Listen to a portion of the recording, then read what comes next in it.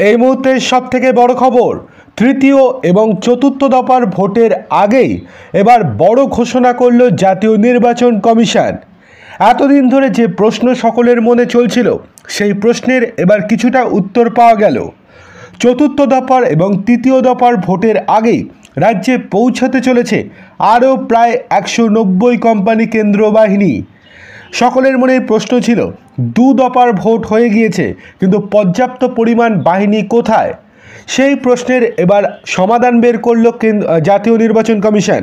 তার ফলে এই দুই দফার ভোটের আগে রাজ্যে কেন্দ্রীয় বাহিনীর মোট সংখ্যা 597 কোম্পানিতে পৌঁছে যেতে পারে বলে নির্বাচন কমিশন সূত্রের খবর। তারপরে তিন দফার আরও কেন্দ্র বাহিনী আসবে আমাদের রাজ্যে।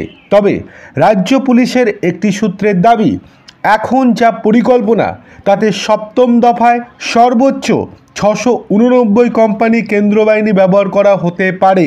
প্রসঙ্গত, ভোট ঘোষণার আগে কমিশন এ রাজ্যের জন্য সর্বোচ্চ 920 কোম্পানি বাহিনীর প্রস্তাব পাঠিয়েছিল কেন্দ্রীয় স্বরাষ্ট্র মন্ত্রকের কাছে। রাজ্য পুলিশের ওই সূত্রের মতে সম্ভবত শেষ পর্যন্ত 920 কোম্পানি বাহিনী রাজ্যের ভোটে আসবে না। আপনাদেরকে আরও একবার জানিয়ে দিচ্ছি, রাজ্য পুলিশের সূত্র মারফত জানা যাচ্ছে শেষ পর্যন্ত 920 কোম্পানি বাহিনী রাজ্যের ভোটে আসবে না। হয়তো সেটা 820 অথবা 800 কোম্পানিতে এসেই থেমে যাবে। মঙ্গলবার তৃতীয় দফার সব আসনের দায়িত্বপ্রাপ্ত পর্যবেক্ষকদের সঙ্গে প্রস্তুতি বৈঠক সারেন কমিশনের কর্তারা।